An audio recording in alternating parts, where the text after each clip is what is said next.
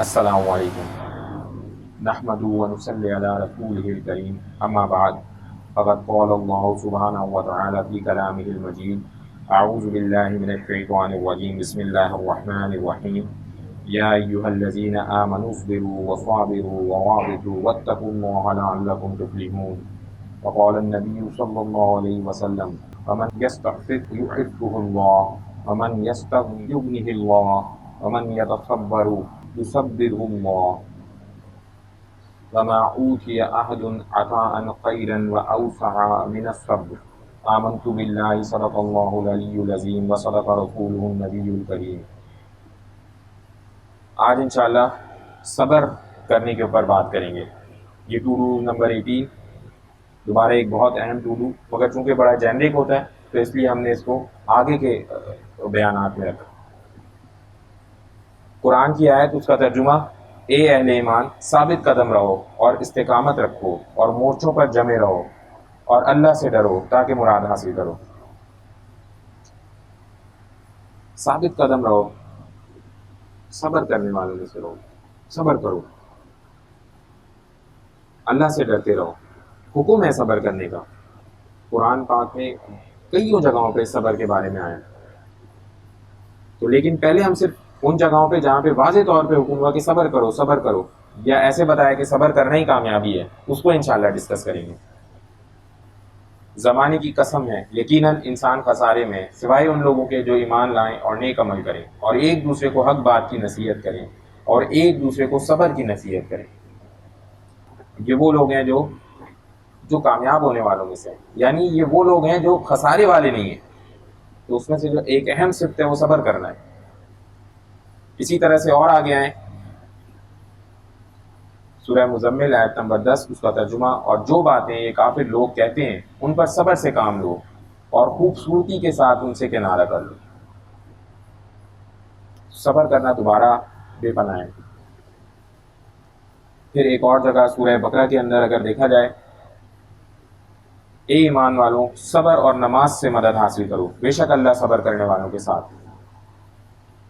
ایک اور جگہ قرآن پاک میں: اور اللہ اور اس کے رسول کی اطاعت کرو اور آپس میں جھگڑا نہ کرو ورنہ تم کمزور پڑ جاؤ گے اور تمہاری ہوا اکھڑ جائے گی، اور صبر سے کام لو، یقین رکھو کہ اللہ صبر کرنے والوں کے ساتھ۔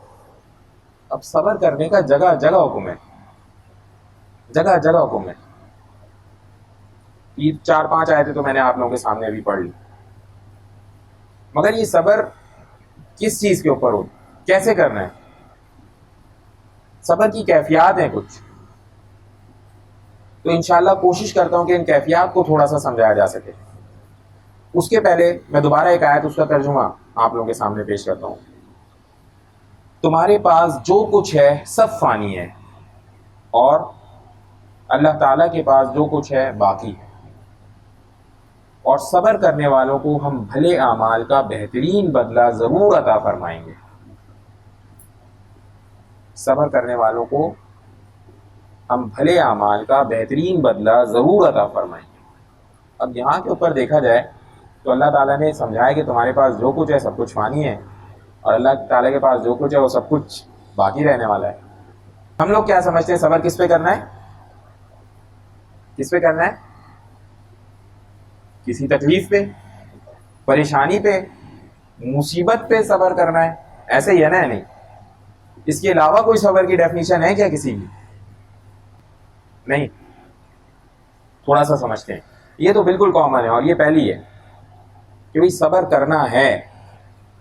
تکلیف آ گئی، پریشانی آ گئی، سوائے صبر کے اور کچھ ہوتا نہیں ہے بیسیکلی۔ ٹیکنیکلی اگر دیکھا جائے نا تو انسان بدل کچھ نہیں سکتا، جو ہو گیا سو ہو گیا، جو نقصان ہونا تھا سو ہو چکا،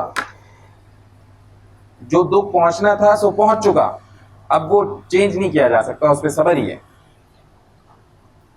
ظاہری بات ہے آج کل کے دور میں دیکھا جائے انتقال ہو جاتا ہے کسی کا تو لوگ صبر کرو بھائی، مال کا نقصان ہو گیا صبر کرو، کسی نے کچھ کہہ دیا اس کو بھی کہتے ہیں صبر کرو، لڑو جھگڑو نہیں۔ اب کچھ کیفیات اور بھی ہیں، صبر کی کیفیات ہے، مگر یہ سمجھنے کی اتنی آسانی سے نہیں کوئکلی سمجھ آتی، اس کو تھوڑا سا عقل سے دھیان سے سمجھنا ہے۔ تو کیفیت کچھ ایسی ہے کہ اذان ہو گئی اور فرض نماز کا وقت ہو گیا، جماعت کا وقت ہو گیا، اور مگر پسند کا کھانا بھی نکل گیا، اور یا تو پسند کی ایک گفتگو شروع ہو گئی یا ایک کام شروع ہو گیا ایسا جو بس ختم ہونے والا ہے. اب کیفیت کیا ہے؟ ایک طرف اللہ کا حکم، عبادت، فرض عبادت، اس پہ پہنچنے کا حکم، اور دوسری طرف پسند کی چیز، نفس کی پسند کی چیز، نفس کی پسند کی چیز ہے نا یہ ساری.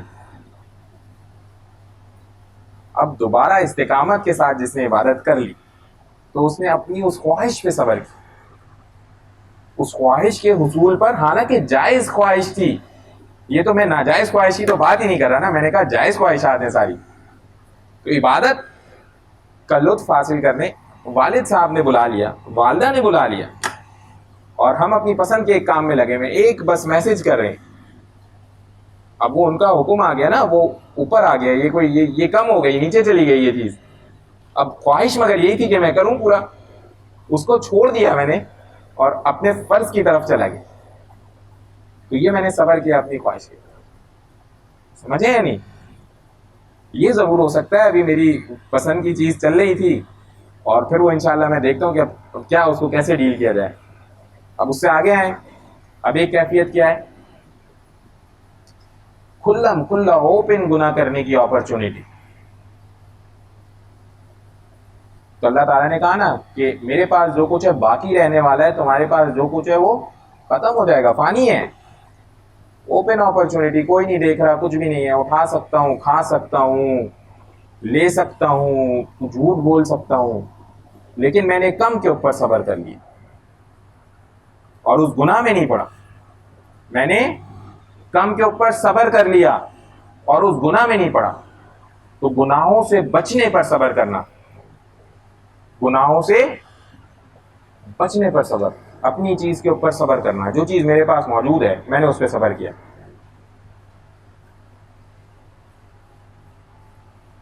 کوئی اپنا گزارا چلا سکتا تھا، اس نے کہا کہ بھائی نہیں، مجھے کہیں سے ادھار ملتا ہے یا کہیں سے لون ملتا ہے لیکن وہ انٹرسٹ والا ہے، گناہ ہے.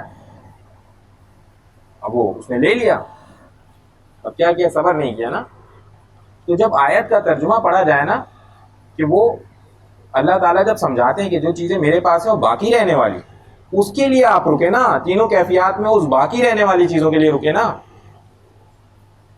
پہلی کیفیت، ہم عام بات کریں اگر تو گناہ سے بھی پہلے آ جائیں اگر تو صبر کی کیفیت ہم بات کریں نا. ٹو نمبر 18 صبر کے اوپر. تکلیف و پریشانی پہنچتی ہے، صبر کرتا ہے انسان. دوسرا نمبر میں نے آپ کو سمجھایا کہ اگر عبادت کا وقت ہو گیا، نفسانی خواہش کہتی ہے کہ بھئی تھوڑی سی دیر بات کر لیں گے، اپنی جماعت کر لیں گے، تنہا پڑھ لیں گے، تو اس وقت صبر کرنا نفسانی خواہش کے اوپر اور اٹھ جانا عبادت کے لیے. صبر کر لیا. تیسری کیفیت بتائی، کھلا گناہ کی اپرچونٹی تھی، صبر کر لیا، بولا بھائی یہ سب چیزیں انشاءاللہ اس سے بہتر اللہ تعالیٰ جو بھی چیز سوچ سکتے ہیں اس سے بہتر اللہ تعالیٰ عطا فرمائیں گے. جو بھی چیز، رزق، جو بھی چیز، وقت، مال، کوئی گناہ، کوئی سب، اس سے بہتر چیز اللہ تعالیٰ نے عطا فرمانی ہے، پکی بات. تو یہ 3 طرح کی صبر کی کیفیات بنی ہے نہیں. اب دیکھیں، جب یہ کیفیات بن جاتی ہے نا تو میں ایک صحیح بخاری کی حدیث آپ لوگوں کے سامنے پیش کروں گا. اس سے تھوڑا سا اندازہ ہوگا کہ کیفیات دن بھر میں کئی بار ہمارے اوپر سے گزر رہی ہوتی ہیں اور ان کو ڈیل کیسے کرنا ہے. صحیح بخاری کی حدیث، انس بن مالک رضی اللہ عنہ روایت کرتے ہیں کہ انہوں نے کہا کہ نبی کریم صلی اللہ علیہ وسلم ایک عورت کے پاس سے گزرے جو قبر پر رو رہی تھی. تو آپ صلی اللہ علیہ وسلم نے فرمایا کہ اللہ سے ڈرو اور صبر کرو. عورت نے کہا کہ دور ہو جاؤ، آپ کو وہ مصیبت نہیں پہنچی جو مجھے پہنچی، اور نہ تو اس مصیبت کو آپ جانتے ہیں، اس نے آپ کو پہچانا نہیں تھا. اس سے کہا گیا تو وہ نبی صلی اللہ علیہ وسلم کے دروازے کے پاس آئی اور وہاں دربان نہ پائے اور عرض کیا کہ میں نے آپ کو پہچانا نہ تھا. آپ صلی اللہ علیہ وسلم نے فرمایا کہ صبر ابتدا صدمے کے وقت ہوتا ہے، اب نہیں. اب صبر کر کے فائدہ نہیں ہے، اب ٹائم گزر گیا. مطلب جیسے مجھے کسی نے کچھ کہا اور میں نے اگر اس وقت صبر کر لیا نا تو اب صبر ہے. 10 منٹ 15 منٹ بعد صبر کرنا کوئی کمال نہیں ہے. آپ سمجھ رہے ہیں؟ مطلب ابھی گر گیا کوئی، ایک اچانک ہمارے منہ سے کیا نکلتا ہے؟ کیا نکلتا ہے؟ اوہ، اوف، ایسی چیزیں ہی نکلتی ہیں نا. حالانکہ نکلنا کیا چاہیے تھا وہ انشاءاللہ ابھی میں آپ کو بتاتا ہوں. تو کیسے صبر کیسے کرنا ہے اللہ تعالیٰ نے قرآن میں بتا دیا. جناب سورہ بقرہ کی آیت 155 سے 157. اور دیکھو ہم تمہیں آزمائیں گے ضرور، کبھی خوف سے اور کبھی بھوک سے اور کبھی مال اور جان اور پھلوں میں کمی کر کے. اور جو لوگ ایسے حالات میں صبر سے کام لیں ان کو خوشخبری سنا دو. ان لوگوں پر جب کوئی مصیبت واقع ہوتی ہے، اب یہ بتایا، ان لوگوں پر جب کوئی مصیبت واقع ہوتی ہے تو کہتے ہیں کہ ہم اللہ ہی کا مال ہیں اور اسی کی طرف لوٹ کر جانے والے ہیں. یہ وہ لوگ ہیں جن پر ان کے پروردگار کی طرف سے خصوصی عنایتیں ہیں اور رحمت ہے، اور یہی لوگ ہیں جو ہدایت والے ہیں. اب یہ کیا ہے؟ اگر اس کو ہم عربی میں پڑھیں تو یہ انا للہ و انا الیہ راجعون. تو عادت ہونی چاہیے کہ جیسے ہی کوئی خلاف معمول، کوئی عجیب سی چیز جو پسند نہیں آئی، تو بجائے کوئی اور چیز منہ سے نکالنے کے، کوئی اور کلمہ نکالنے کے، کیا کہیں؟ انا للہ و انا الیہ راجعون. غصے ہونے سے پہلے کیا کہیں؟ انا للہ و انا الیہ راجعون. وہ سے پہلے کیا کہیں؟ انا للہ و انا الیہ راجعون. تو یہ کون لوگوں میں ہم شامل ہو جائیں گے؟ وہ لوگ جن کے لیے خوشخبری ہے. اب یہ بھائی صرف ہمارے یہاں تو یہ سمجھا جاتا ہے کسی کا انتقال ہو جائے تو پڑھا جائے انا للہ و انا الیہ راجعون. نہیں، البتہ الٹا ہے، کسی بھی طرح کی تکلیف، پریشانی، غم، اس میں پہلا کام کرنے کا یہ انا للہ و انا الیہ راجعون. ابھی پیچھے دنوں کیا ہو رہا تھا کہ بالکل نماز کے لیے تیار ہو گیا، اچانک بالکل جیسے ہی باہر نکلنے والے ایک اہم صاحب جو ہے وہ انہوں نے، حالانکہ مجھے ملنا ان سے بڑا عزیز ہے، مگر اسی وقت وہ بھی آ گئے. اب بے ساختہ طور کے اوپر الحمدللہ کلام جو ہے وہ انا للہ و انا الیہ راجعون. اور مجھے ڈر ہوا کہ کہیں انہوں نے سن نہ لیا اور سوچیں گے یار یہ دیکھو یہ تو مجھ سے ملنے پہ کیا پڑ گیا. حالانکہ وہ نماز کا وقت، تھوڑی سی دیر بعد بھی ملاقات ہو جاتی نا انشاءاللہ. تو یہ ایک نماز چھوٹی سی بات ہے، اور ایسے معاملات اتنے، وہ اس نے کوئی غلط چیز لا کے پکڑا دی، بیچ میں بھی کام میں تھے، کچھ ہو گیا، انا للہ و انا الیہ راجعون. تو اس کی عادت بنانا، اور یقین مانے آدھا زور نہ ویسے ہی صدمے کا ٹوٹ جاتا ہے جس نے یہ پڑھ لیا. گناہ کا موقع مل رہا اس پہ بھی پڑھ کے دیکھیں، آپ تجربہ کر کے دیکھ لیں، یہ پڑھ کے دیکھیں آپ موبائل کے اوپر. کیونکہ آج کل ٹچ کا دور ہے، کام کرنے بیٹھیں اور غلطی سے کوئی چیز سامنے آ جائے، پہلے منہ سے کلمہ ادا کر دیں انا للہ و انا الیہ راجعون. انشاءاللہ اللہ تعالیٰ محفوظ فرما لیں گے اور نہیں پڑھنے دیں گے کسی گناہ میں. پوری کوشش کی جائے اس کی. تو ابھی تک کیا بات ہوئی؟ صبر کرنا، صبر کی کیفیات پہ بات ہو گئی. صبر کی 3 کیفیات: تکلیف، مصیبت، پریشانی ہے پہلی کیفیت، جو عام طور پہ ہم لوگ سمجھتے ہیں کہ انہیں پہ صبر کیا جاتا ہے. نہیں، فرائض کے اوپر، فرائض کی ادائیگی کے اوپر نفسانی خواہشات کو روکنا، یہ بھی صبر ہے، بڑا صبر ہے. اسی طرح سے گناہوں سے اپنے آپ کو روکنا، حالانکہ پوری قدرت رکھنا گناہ کرنے کے اوپر، اور اس چیز سے کہ اللہ تعالیٰ مجھے اس کا بہترین اجر دیں گے. بہترین صبر ہے اس دنیا میں، بہترین صبر ہے اس دنیا میں، اس کی پوری کوشش کرنا. اس کے بعد ہم نے کہا کہ ایسی کوئی کیفیت آ جائے تو پڑھیں انا للہ و انا الیہ راجعون. اس کا پورا اہتمام کرنا ہے، انشاءاللہ کریں گے نا اس کا. اب اس کے کچھ فوائد ہیں، تو میں آپ کو انشاءاللہ تھوڑے سے فوائد بھی بیان کروں گا کہ اللہ والے جب یہ اس چیز کا اہتمام کرنا شروع کرتے ہیں تو اس کے فوائد کیا ہیں. تو سورہ الف لام میم سجدہ، اس کی آیت نمبر 24، اس کا ترجمہ. اور ہم نے ان میں سے کچھ لوگوں کو جب انہوں نے صبر کیا، پہلی صفت ان کی، جب انہوں نے صبر کیا، ایسے پیشوا بنا دیا جو ہمارے حکم سے لوگوں کی رہنمائی کرتے تھے اور وہ ہماری آیتوں پر یقین رکھتے تھے. تو اللہ تعالیٰ پیشوا بنانے کس کو کہتے ہیں؟ آج انگریزی میں بات کریں تو لیڈر بنا دیا، ان کے اوپر ان کو رہنمائی اختیار دے دیا لوگوں کے اوپر. تو صبر کرنے والوں کی صفت نمبر 1 لیڈر بننے کے اوپر پہنچتے ہیں، جن کو صبر اللہ تعالیٰ عطا فرما دیتے ہیں. اور آگے آ جائیں، صحیح بخاری کی حدیث ہے، بڑی بہت زبردست حدیث ہے، اس کو سمجھنے والی حدیث ہے.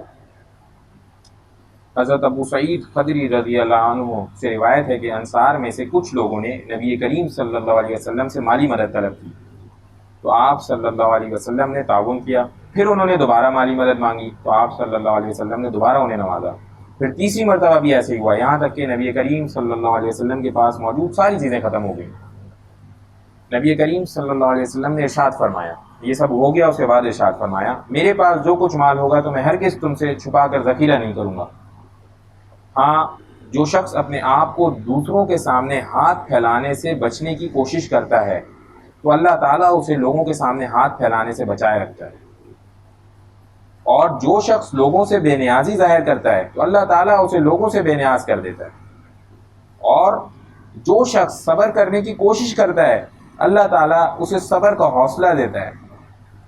اور لوگوں کو جو کچھ عطا کیا گیا ہے ان میں کوئی ایسی چیز نہیں جو صبر سے زیادہ بہتر ہو، اور اس میں صبر سے زیادہ وسعت اور فراوانی ہو. یعنی صبر سب سے بہترین نعمت میں سے ایک نعمت. مانگنے کے وقت انسان صبر سے کام لینے کی پوری کوشش کرے.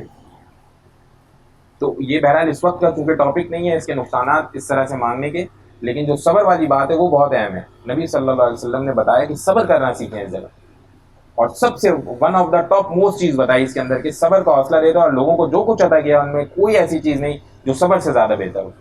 صحیح بخاری کی حدیث ہے یہ. پھر اسی طرح سے آگے آئیں، ایک اور حدیث حضرت عائشہ رضی اللہ عنہا فرماتی ہیں کہ میں نے نبی کریم صلی اللہ علیہ وسلم سے طاعون بیماری کے بارے میں دریافت کیا تو آپ صلی اللہ علیہ وسلم نے مجھے بتایا کہ طاعون عذاب کی ایک شکل تھی. اللہ جسے چاہتا ہے اس سے بیماری میں مبتلا کر دیتا ہے، مگر اہل ایمان کے لیے اللہ تعالیٰ نے طاعون کو رحمت کا باعث بنایا، کیونکہ جو بھی مومن شخص طاعون کی وبا آنے کے بعد اپنے علاقے میں ٹھہرے اور صبر کا مظاہرہ کرے اور اسے یقین ہو کہ ہوگا صرف وہی جو اللہ نے مقدر میں لکھا ہے، تو ایسے شخص کو صحیح جتنا اجر ملتا ہے. بات سمجھ رہے ہیں؟ آج کل ہے نا کورونا وائرس، تو واقعی بیماری تو ہے، جنمن بیماری ہے، لیکن اگر کسی کو پکا یقین ہے کہ جو ہونا ہے اللہ تعالیٰ کی مرضی سے ہونا ہے، وہ اپنے باقی ساری تدابیر کرے، ایسے ادھر ادھر بھاگتا نہ پھرے اور گھبرائے ہوئے ادھر ادھر نہ پھرتا رہے. تو یہ ایسے شخص کو اللہ تعالیٰ نے کہا کہ یہ فائدہ اٹھانے والوں نے، خدا نہ ایسا ہو کہ اگر یہ شہید بھی ہو گیا، درجہ شہید کا ہے. ایک اور جگہ اسی طرح سے رسول اللہ صلی اللہ علیہ وسلم نے ارشاد فرمایا مومن کی حالت پر تعجب ہوتا ہے کیونکہ اس کے ہر کام میں خیر کا پہلو نکلتا ہے، اور یہ معاملہ صرف مومن کے ساتھ ہوتا ہے اور کسی کے ساتھ نہیں، کسی اور کے ساتھ نہیں. اگر مومن پر خوشحالی اور فراوانی آتی ہے تو وہ اس پر شکر ادا کرتا ہے، اور یہ شکر ادا کرنا اس کے حق میں بہت بہتر ثابت ہوتا ہے. اور جب اس پر تنگی اور مصیبت آتی ہے تو وہ صبر کرتا ہے، اور یہ اس کے حق میں بہت بہتر ثابت ہوتا ہے. یعنی دونوں کیفیات میں اس کو ثواب ثواب ثواب.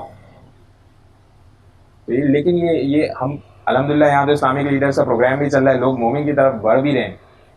تو اگر ہم ان کیفیات کو سنبھالنا اور ان کو یوٹیلائز کرنا سیکھ جائیں تو منٹ منٹ کے اوپر ثواب انشاءاللہ پائیں گے.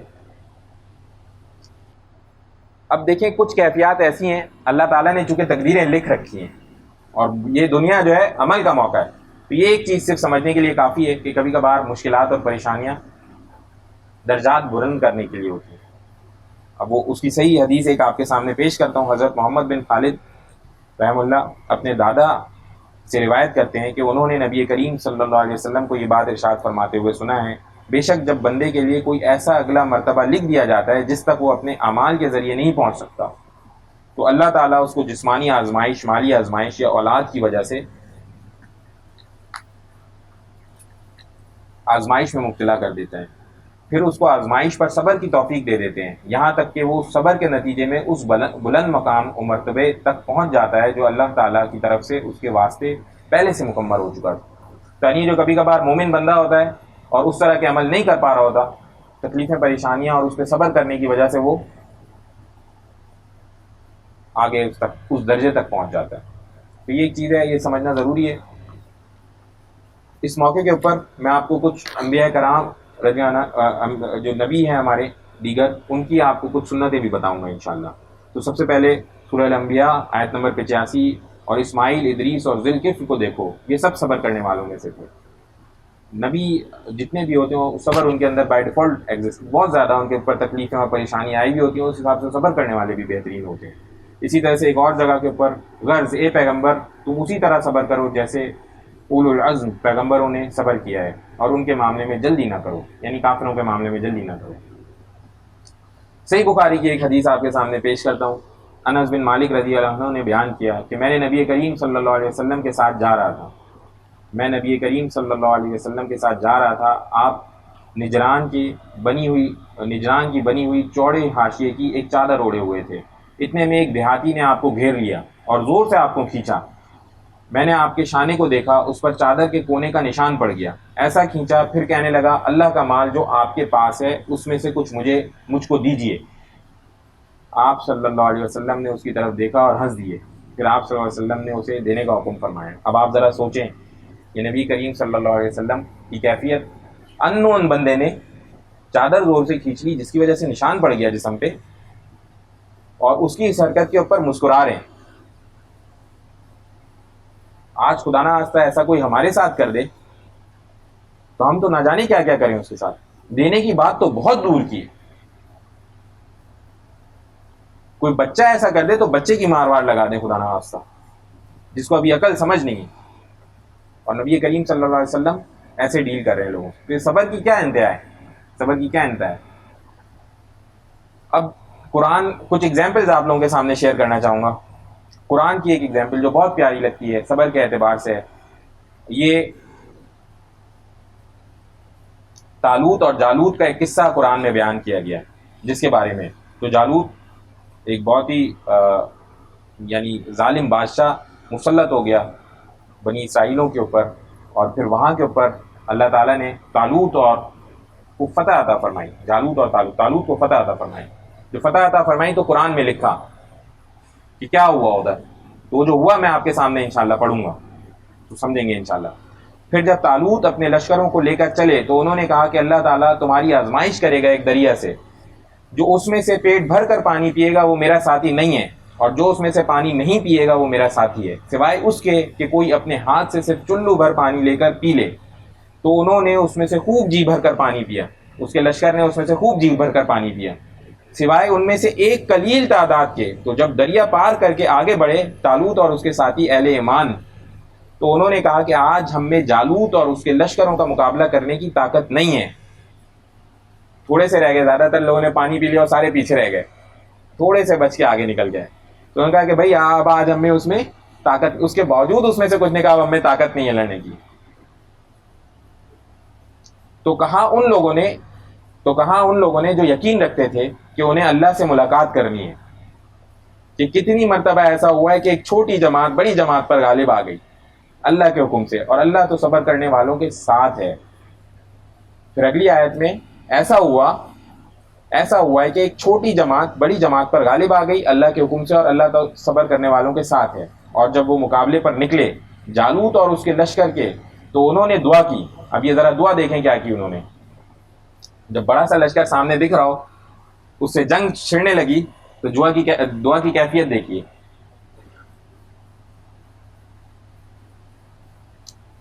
اے ہمارے رب، ہم پر صبر انڈیل دے، میدان جنگ میں ہمارے قدموں کو جما دے اور ہماری مدد فرما ان کافروں کے مقابلے میں۔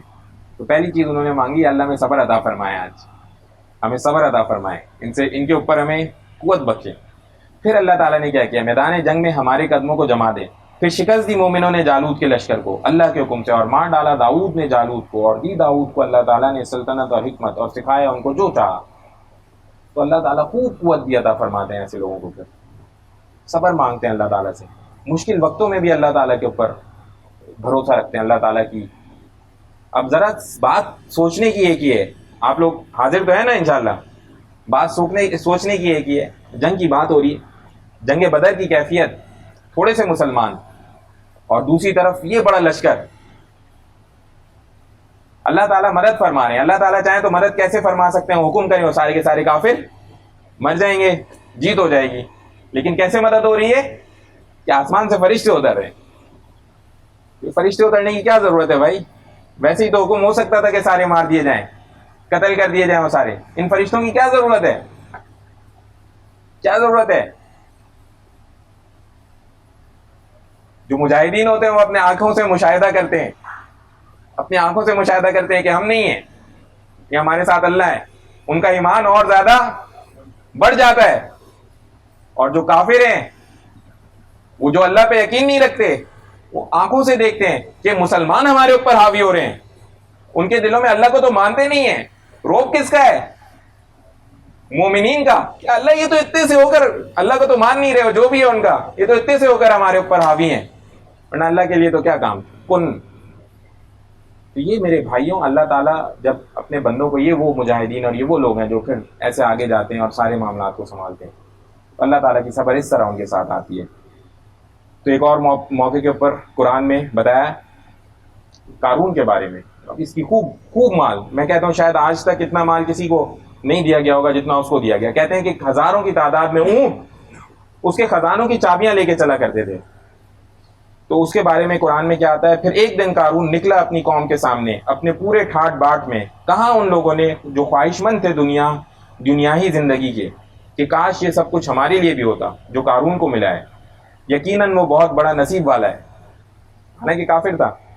اور جن لوگوں کو اللہ کی طرف سے علم عطا ہوا تھا، انہوں نے کہا تم پر افسوس ہے، اللہ کا دیا ہوا ثواب اس شخص کے لیے کہیں زیادہ بہتر ہے جو ایمان لائے اور نیک عمل کرے، اور وہ انہی کو ملتا ہے جو صبر سے کام لیتے ہیں، صبر کرتے ہیں، جلد بازی نہیں۔ اس موقع کے اوپر ایک آپ کو قصہ بتاؤں گا، ایک بڑے اللہ والے کے ساتھ ہوا، خوب امیر اللہ والے۔ تو جب نکلے تو ایک کافر کچھ سامان بیچا تھا، غریب اور بڑا برے حال میں۔ تو روایت میں آتا ہے کہ اس نے کہا بھائی مشہور ہے کہ مومن کے لیے تو یہ دنیا قید خانہ ہے اور کافر کے لیے جنت ہے۔ تو انہوں نے کہا کہ بھائی میں تو دیکھتا ہوں کہ تمہارے لیے جنت ہی جنت ہے اور میرے لیے قید خانہ ہے۔ یہ کافر تھا، بالکل برے حال میں تھا۔ تو انہوں نے کہا نہیں وہ بات بالکل ٹھیک ہے۔ تو کیسے ٹھیک ہے؟ تم تو عیش میں ٹھاٹ باٹ میں رہ رہے ہو، مجھے یہاں کھانے پینے کا مسئلہ بنا ہوا ہے، کیسے ٹھیک ہے؟ تمہارے لیے کیسے یہ قید خانہ ہے اور میرے لیے کیسے جنت ہے؟ تو انہوں نے بتایا کہ جب قیامت آئے گی اور جب میں پہنچوں گا جنت میں، تو یہ جو کچھ مجھے ادھر ملا ہوا ہے نا، یہ سب کچھ اس کے سامنے قید خانہ ہے، یہ سب کچھ اس کے سامنے قید خانہ ہے۔ اور جب تم پہنچو گے دوزخ میں، تو جو کچھ تمہیں ملا ہوا ہے نا، یہ سب کچھ اس کے سامنے جنت ہے۔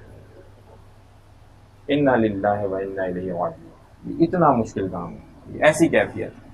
تو الحمدللہ اللہ کا احسان ہے، اللہ تعالیٰ نے ہمیں ایمان والا بنایا، مسلمان پیدا کیا، اس ایمان کی سمجھ عطا فرمائی، اور اللہ تعالیٰ سے امید کرتے ہیں کہ اللہ تعالیٰ ہمیں یہ ساری چیزیں سیکھنے کی، عمل کرنے کی توفیق عطا فرمائے۔ تو انشاءاللہ عزم کرتے ہیں نا صبر کرنے کی، عزم کرتے ہیں نا انشاءاللہ تینوں کیفیات کے اوپر، انشاءاللہ کریں گے نا انشاءاللہ عزم۔ بس ایک چھوٹی سی دعا کر لیتے ہیں، یا ارحم الراحمین یا ارحم الراحمین یا ارحم الراحمین، اللہم صلی علی محمد وعلی آل محمد، اللہم اعنی علی ذکرک و شکرک و حسن عبادتک۔ یا اللہ اپنی سچی محبت عطا فرمائیں، نبی صلی اللہ علیہ وسلم کی کامل اتباع عطا فرمائیں۔ یا اللہ رب العالمین ہمیں صبر کرنے والا بنائیں، یا اللہ صبر کرنے والوں کو جو آپ نے نعمتوں کا وعدہ کیا، اللہ وہ نعمتیں ہمیں بھی عطا فرمائیں۔ سمعنا وأطعنا غفرانك ربنا وإليك المصير برحمتك يا أرحم الراحمين۔